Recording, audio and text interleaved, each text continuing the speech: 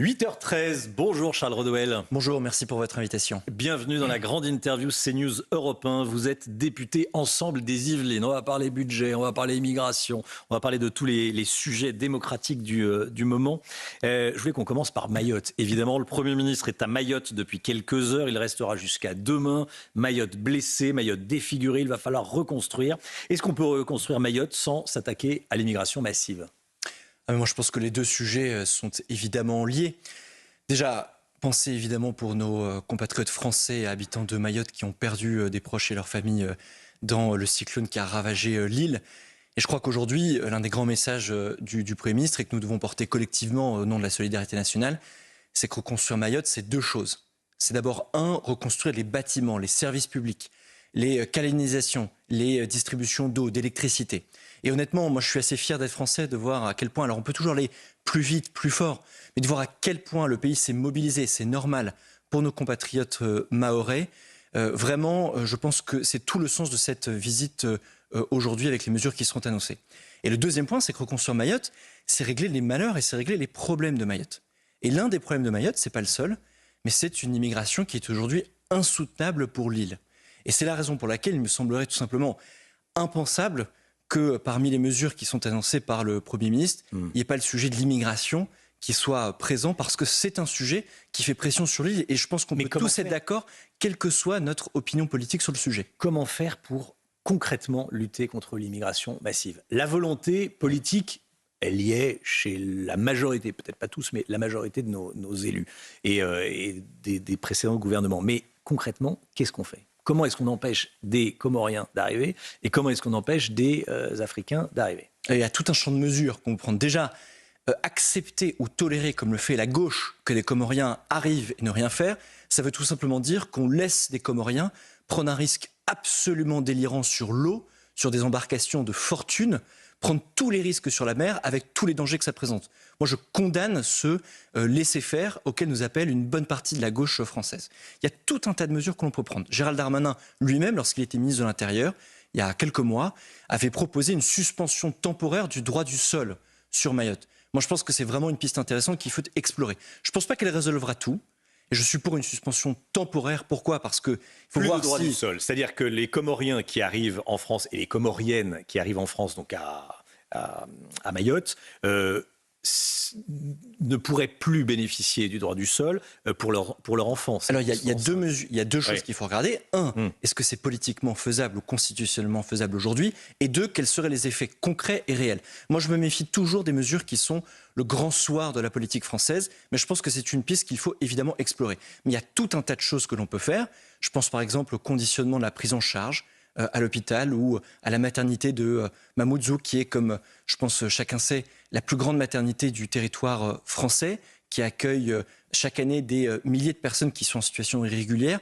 Est-ce qu'il y a des mesures à prendre sur le conditionnement de la prise en charge ? Voilà des mesures intermédiaires qui, à mon avis, seraient intéressantes pour, là encore, endiguer la venue d'un flux migratoire qui est aujourd'hui insoutenable pour une Mayotte, notamment un flux migratoire irrégulier.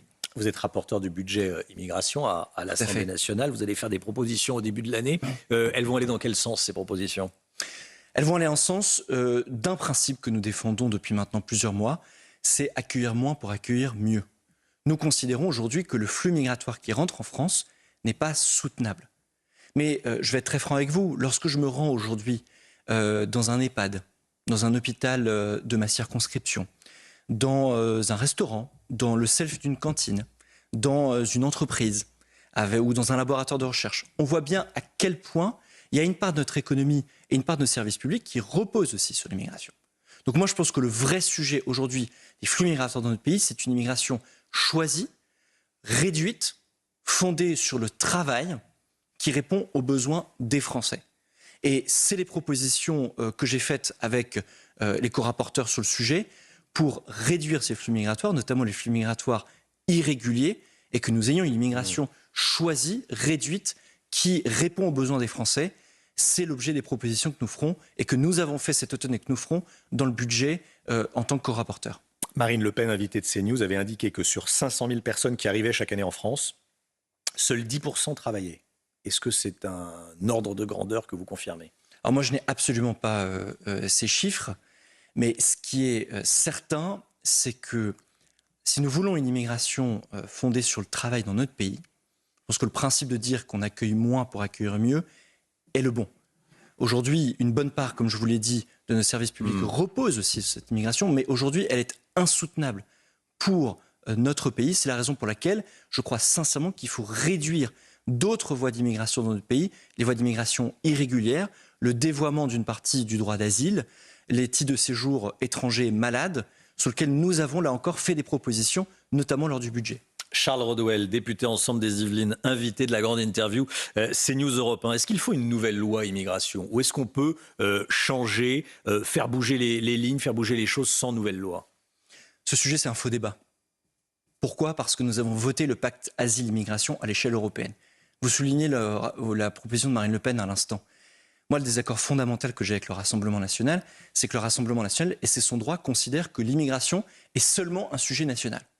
Moi, je considère que c'est un sujet national et un enjeu européen, tout simplement parce que l'ensemble des pays européens sont confrontés à la même situation, à savoir des flux migratoires qui sont insoutenables pour leur pays et insoutenables pour leur économie. C'est la raison pour laquelle nous avons soutenu l'adoption du pacte asile-immigration à l'échelle européenne, et je m'en félicite. Et il va falloir désormais le retranscrire dans le règlement français et dans la loi française. Et donc, de toute façon... Le problème d'une gestion européenne, c'est que l'Europe ne gère pas ses frontières. L'Europe a des frontières qui sont des passoires, oui, les frontières terrestres. Oui, mais on ne peut pas à la fois dire... On sait gérer les aéroports, mais pas les on ne peut pas à la fois dire que l'Europe ne gère pas ses frontières, et en même temps, lorsqu'elle propose de le faire, notamment avec des mesures sans précédent prises dans le pacte asile et immigration, ne pas les soutenir. C'est quand même une incohérence que j'ai toujours plaisir à souligner. Maintenant, il faut retranscrire ce pacte asile-immigration dans la loi française. Et je pense que donc il faut légiférer sur l'immigration, ne serait-ce que pour les retranscrire, mais aussi, et je pense qu'il serait important de le faire, reprendre les mesures de la loi immigration précédemment votée il y a un an, qui avait été censurée par le Conseil constitutionnel pour des vices de forme, non pas sur le fond, mais sur la forme, pour les retranscrire dans la loi française. C'est une loi que nous avons adoptée il y a un an. Il n'y a donc, à mon avis, pas de sujet à reprendre ces mesures dans une nouvelle forme législative, que ce soit une loi dédiée aux différents textes législatifs, peu importe. Mais il est important que nous avancions sur ce sujet au Parlement et je suis certain que nous pouvons trouver un consensus parmi les forces républicaines de cette Assemblée. Charles Rodwell, l'ancien ambassadeur de France en Algérie, Xavier Driancourt, réclame la fin des accords franco-algériens de 68. Vous êtes favorable à la fin de cet accord, à la suppression de cet accord ? Je pense qu'il est très clair de le considérer. Pourquoi ? Aujourd'hui, énième événement, l'Algérie a enfermé un concitoyen français, Boualem Sansal.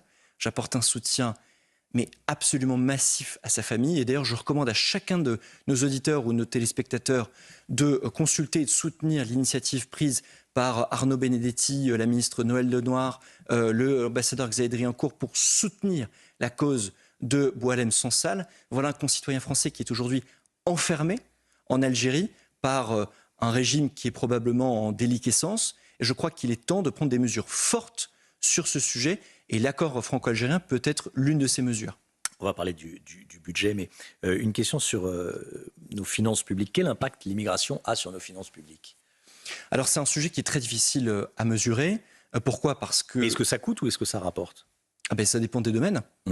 C'est-à-dire que je pense que chaque Français est conscient lorsqu'il se rend dans un hôpital, lorsqu'il se rend dans un EHPAD, lorsqu'il se rend au restaurant, lorsqu'il se rend au self d'une cantine, lorsqu'il se rend dans un laboratoire ou dans une entreprise, qu'il y a une part des personnes qui sont venues sur le territoire français qui contribuent à la richesse nationale et qui contribuent à nos services publics. Et puis il y a aussi d'autres personnes... En y travaillant ou en bénéficiant des... En y travaillant. En y travaillant. Et puis il y a aussi d'autres personnes qui viennent sur le territoire français, souvent d'ailleurs de manière irrégulière, et qui bénéficient de prestations sociales, auxquelles d'ailleurs certains Français n'ont pas droit, qui est une situation profondément injuste. C'est la raison pour laquelle je reviens sur le début de mon propos en début de cette interview. Je pense vraiment qu'il est temps qu'on mette en œuvre une politique d'immigration choisie, réduite, fondée sur le travail pour répondre aux besoins des Français. Et c'est les propositions que j'ai faites et que je redéposerai sur la table lors du prochain budget en tant que rapporteur sur l'immigration. Quelques mots sur les propositions de Gérald Darmanin qui vient d'arriver place Vendôme, qui a fait déjà beaucoup de propositions. Et notamment, il veut isoler les 100 plus gros trafiquants de drogue. C'est un bon signal ? Mais c'est un excellent signal. Je pense que c'est attendu par des centaines de milliers de nos concitoyens français qui vivent dans des quartiers qui sont minés par le narcotrafic. Le narcotrafic a une conséquence mais majeur, c'est-à-dire que non seulement il génère une violence inouïe sur le territoire français, en plus il crée littéralement des zones de sécession du territoire de la République. Je suis élu des Yvelines et je suis certain que beaucoup de nos concitoyens yvelinois vivent ça tous les jours comme beaucoup d'autres Français. Il est donc fondamental de faire du narcotrafic une cause nationale et un combat sans état d'âme pour regagner ces territoires sur le territoire français. Je voulais vous entendre, Charles Rodwell, sur l'insécurité culturelle que ressentent les Français. Le bilan économique d'Emmanuel Macron, on peut le critiquer, mais il y a eu des emplois qui ont été créés. Mais son bilan en matière d'insécurité, lui, est très critiquable. Comment est-ce que vous expliquez ça ? L'insécurité culturelle, qu'est-ce que c'est ? Il y a 1000 manières de le définir, mais le meilleur moyen, à mon avis, c'est juste de vous partager ce que les gens me disent aux quatre coins de ma circonscription. Comme d'ailleurs des millions d'autres Français, d'ailleurs, quelle que soit leur religion, leur origine sociale, géographique, etc. Et peut-être même quelles que soient leurs opinions politiques, parfois. Plus que tout, quelles que soient leurs opinions politiques. Ils me disent qu'ils se sentent assaillis et de moins en moins à l'aise dans l'environnement et dans leur quotidien. Que ce soit dans leur immeuble, dans leur cage d'escalier, dans la rue, dans leur commune, devant leur gare. Et ils se sentent de moins en moins à l'aise avec ce que devient une partie de la culture française. Et je pense que notre gros problème, c'est que depuis 20 ans, nous n'avons pas affronté ce problème. Nous avons refusé de l'affronter et nous avons depuis 20 ans... Mettons les pieds dans le plat, c'est quoi ce problème ? Mais nous avons laissé depuis 20 ans le champ libre à l'extrême gauche et à l'extrême droite sur le champ de l'identité et de la culture française. Et cette identité, cette culture française, elle existe. Il suffit juste de voir la fierté qu'a engendré les Jeux Olympiques ou la réouverture de Notre-Dame de Paris. Et c'est la raison pour laquelle je suis absolument convaincu que les forces républicaines de cette Assemblée, les forces modérées, ont la solution à ce sujet. C'est la raison pour laquelle j'appelle très sincèrement le Premier ministre François Bayrou et l'ensemble des ministres du gouvernement à faire de l'insécurité, et notamment de l'insécurité culturelle, le grand combat de l'action de chacun de leurs ministères pour l'année 2025. Et ça se traduit par des mesures très concrètes. Comme je vous prends quelques combats. On a cité le narcotrafic.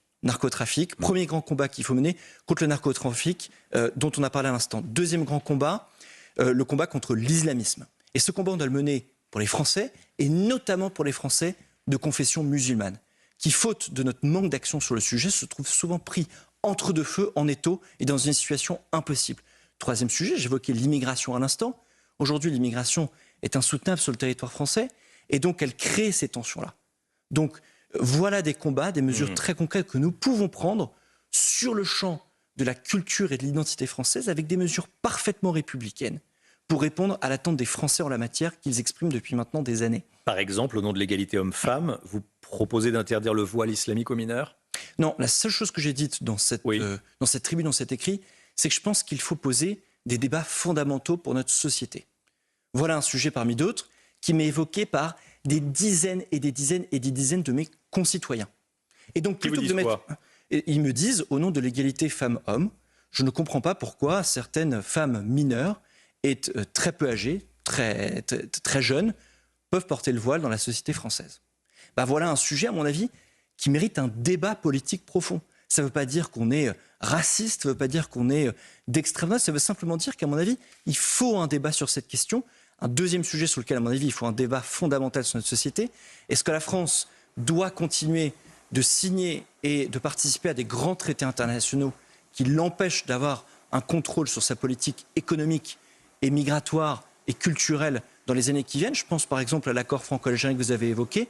Voilà un débat qui, à mon avis, il est fondamental de poser pendant l'année 2025.